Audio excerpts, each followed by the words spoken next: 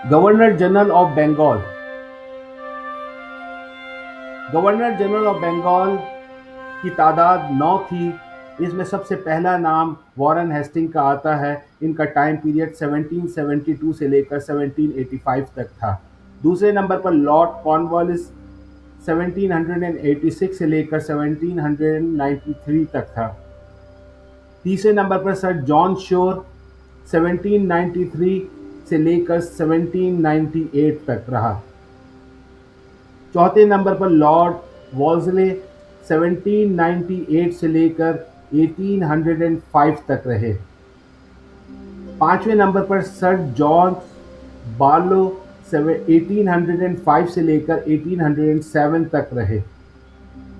छठे नंबर पर Lord Minto 1807 से लेकर 1813 तक रहे।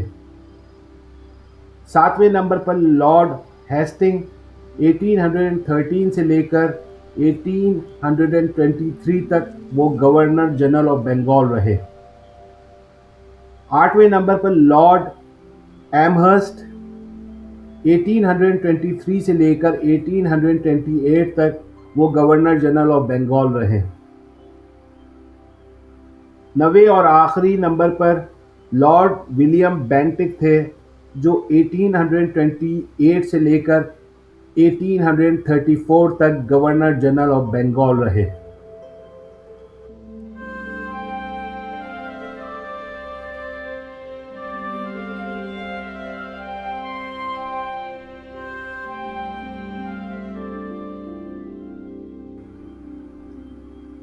वॉरेन हेस्टिंग टाइम पीरियड 1772 से लेकर 1785 तक। वॉरेन हेस्टिंग 1772 में गवर्नर ऑफ बंगाल बने थे, मगर 1773 18 मई में रेगुलेटरी एक्ट के तहत उनका ओहदे का नाम गवर्नर ऑफ बंगाल से तब्दील होकर गवर्नर जनरल ऑफ बंगाल हो गया। इस तरह से ये पहले गवर्नर जनरल ऑफ बंगाल बन गए। वॉरेन हेस्टिंग के दौर में ड्यूअल सिस्टम ऑफ गवर्नमेंट के निज़ाम को ख़त्म किया गया, जिसे रॉबर्ट क्लाइव ने 1765 में मुतारिफ करवाया था। इंडिया का सबसे पहला सुप्रीम कोर्ट कलकत्ता में कायम किया गया वॉरेन हेस्टिंग के दौर में। वॉरेन हेस्टिंग के दौर में 1784 में Asiatic Society of Bengal William Jones की मदद से कायम की गई थी। उन्हीं के दौर में इंडियन एक्ट 1784 में वॉरेन हेस्टिंग के दौर में ही आया था। वॉरेन हेस्टिंग के दौर में भगवत गीता का अंग्रेजी में तर्जुमा किया गया था। हिंदू मुस्लिम कानून में नई तब्दीलियां की गई थी। सोशल रिफॉर्म्स के तहत 1781 में कलकत्ता में मुसलमानों के लिए पहला मदरसा कायम किया गया था। इसी साल 1781 में बनारस में जोनाथन डंकन की मदद से संस्कृत कॉलेज का क़याम किया गया। 1775 से लेकर 1782 तक पहली एंग्लो मराठा वॉर हुई, जिसकी वजह से सलाबाई का मुआहदा 1782 में ख़त्म कर दिया गया। 1780 से लेकर 1784 तक दूसरी एंग्लो मैसूर वॉर जंग हुई, जिसके नतीजे में मैंगलोर का मुआहदा 1784 में ख़त्म कर दिया गया। रिश्वतखोरी के इल्ज़ामात की वजह से उन पर कानूनी केस चलता रहा। इस दौरान उनके फ़राइज़ की अदायगी 1785 से लेकर 1786 तक सर जॉन प्रीसन ने संभाली और बाद अज़ां उन्हें उनकी मुलाजमत से बर्खास्त कर दिया गया। Number 2, Lord Cornwallis. इनका गवर्नर जनरल ऑफ बंगाल का दौरानिया 1786 से लेकर 1793 तक था। इनके दौर में बंगाल में زمینداری نظام قائم کیا گیا۔ 1793 میں دیوانی اور نظامت کا نظام میں قانون اور انصاف کے نظام سے علیحدہ کیا۔ ڈسٹرکٹ جج کے عہدے کا قیام کیا گیا۔ انہیں انڈین سول سروس کا بانی بھی کہا جاتا ہے۔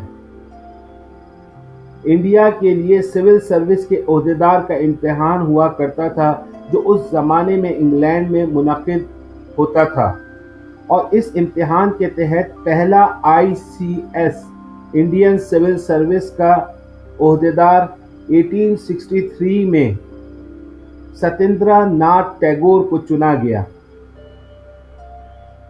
انہی کے دور میں تیسری اینگلو میسور جنگ 1786 سے 1792 تک ہوئی، جس کی وجہ سے 1792 میں سرنگا پٹنم معاہدہ ختم کر دیا گیا۔ لارڈ کارنوالیس کے دور میں ہی پہلی بار پولیس میں ریفارمز کی گئی تھی۔ تیسرے گورنر جنرل آف بنگال میں سر جان شور کا نام آتا ہے، جن کا دورانیہ 1793 سے لے کر 1798 تک رہا۔ ان کے دور میں زمینداری نظام کا قانون تو لارڈ کارنوالیس کے دور میں بننا شروع ہوا تھا، لیکن حتمی طور پر نافذ سر جان شور کے دور میں ہوا۔ 1793 میں پہلا چارٹر ایکٹ بھی سر جان شور کے دور میں آیا۔ سر جان شور نان انٹرفیرنس یعنی کسی کے کام، کسی کے ڈپارٹمنٹ میں مداخلت نہ کرنے والے پہلے گورنر جنرل آف بنگال کی حیثیت سے بھی مشہور تھے۔ چوتھے governor general of Bengal lord Wellesley تھے، جن کا دورانیہ 1798 سے لے کر 1805 تک رہا۔ لارڈ وولزلے لارڈ مورنگٹن کے نام سے بھی کہلائے جاتے تھے۔ 1798 میں سبسیڈیری الائنس یعنی سبسیڈیری آرمی بنائی گئی، جسے نظام آف حیدرآباد نے قبول کیا تھا۔ اس طریقہ کار کے تحت برطانوی حکمران ہندوستانی حکمران کے ساتھ ایک معاہدہ کرتی ہے، اور اس معاہدے کی وجہ سے ہندوستانی حکمران کو اپنی فوج کو ختم کر کے برطانوی فوجیوں کو اپنے دربار میں تعینات کریں گے۔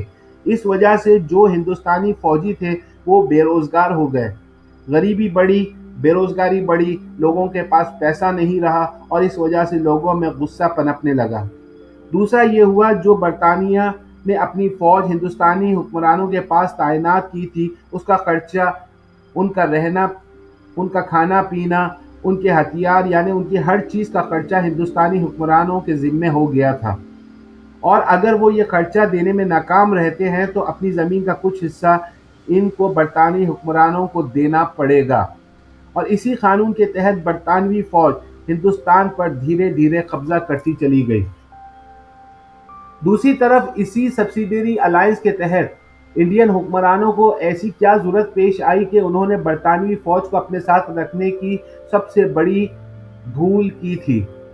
دراصل یہ چالاک برطانوی قابضوں نے ان بے وقوف اور عقل کے اندھے ہندوستانی حکمرانوں کو یہ سبز باغ دکھائے کہ اگر آپ لوگ ہمیں اپنی فوج کے طور پر رکھیں گے تو ایک بات تو یہ طے ہے کہ ہم آپ کے معاملات میں مداخلت بالکل نہیں کریں گے، اور دوسرا اگر کوئی آپ پر باہر سے حملہ کرتا ہے تو جو فوج آپ کے پاس ہے وہ تو لڑے گی ہی لڑے گی، ہم بھی آپ کو اپنی فوج دیں گے ان حملہ آوروں سے لڑنے کے لیے۔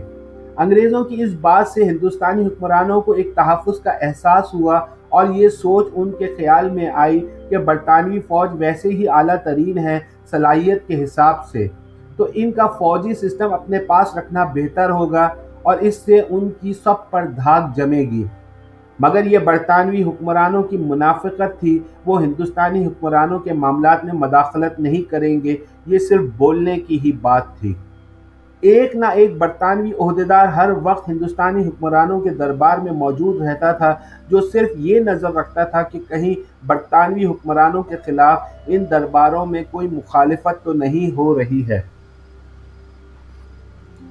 لارڈ وولزلے کے ہی دور میں 1803 سے لے کر 1805 میں دوسری اینگلو مرہٹا جنگ بھی ہوئی تھی۔ 1799 में चौथी एंग्लो मैसूर जंग भी लॉर्ड वेल्लेस्ली के दौर में ही हुई थी। 1800 में फोर्ट विलियम कॉलेज कलकत्ता में कायम किया गया था। लॉर्ड वेल्लेस्ली के दौर में ही मद्रास प्रेसिडेंसी भी कायम की गई थी। लॉर्ड वेल्लेस्ली को लॉयन ऑफ बंगाल भी कहा जाता था।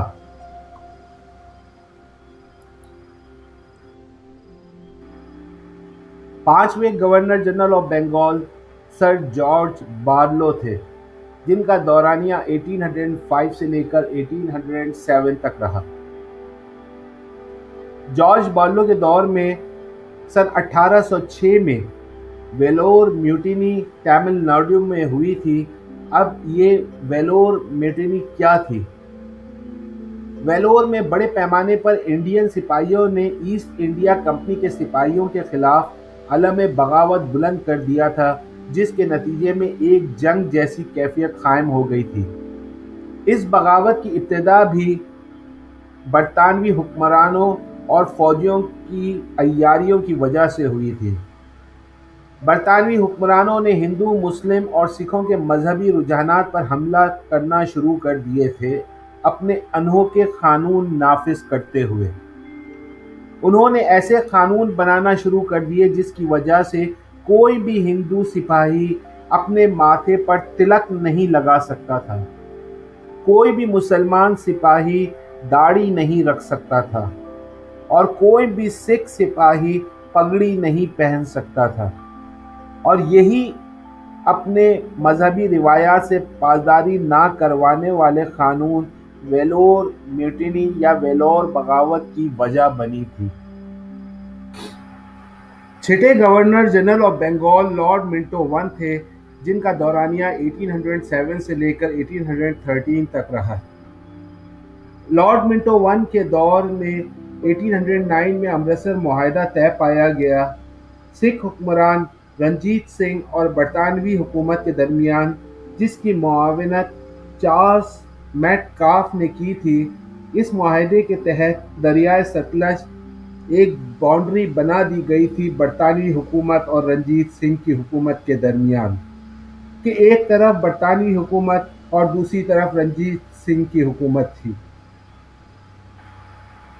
लॉर्ड मिंटो वन के दौरे हुकूमत में चार्टर ऑफ 1813 के तहत ईस्ट इंडिया कंपनी की हिंदुस्तान में हुकूमत ख़त्म कर दी गई और बरतानवी राज कायम कर दिया गया।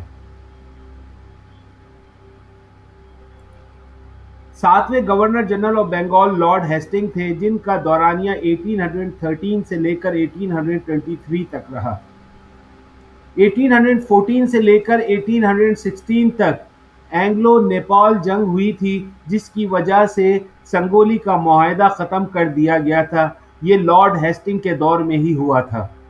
तीसरी जंग एंग्लो मराठा जंग भी लॉर्ड हेस्टिंग के दौर में ही हुई थी।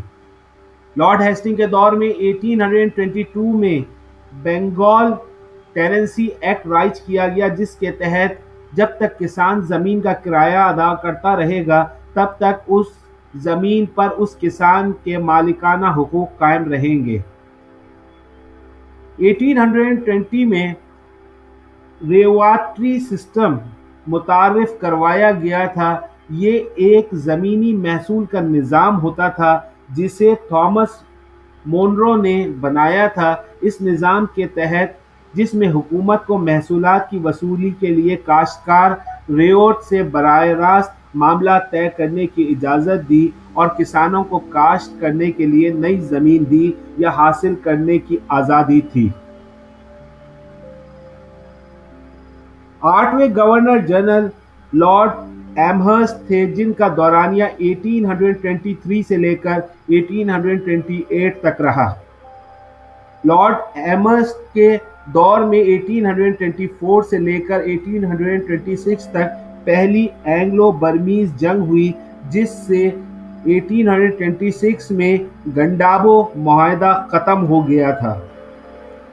नवे और आखिरी governor general of Bengal Lord William Bentinck थे, जिनका दौरानिया 1828 से लेकर 1834 तक रहा। लॉर्ड विलियम बेंटिक आखिरी गवर्नर जनरल ऑफ बंगाल थे। उस दौरान चार्टर एक्ट 1833 नाफिज किया गया, जिसे सेंट हेलेना एक्ट 1833 भी कहा जाता है, और उसी एक्ट के तहत governor general of Bengal governor general of India बन गया। इस तरह से विलियम बेंटिक आखिरी गवर्नर जनरल ऑफ बंगाल से पहले गवर्नर जनरल ऑफ इंडिया बन गए।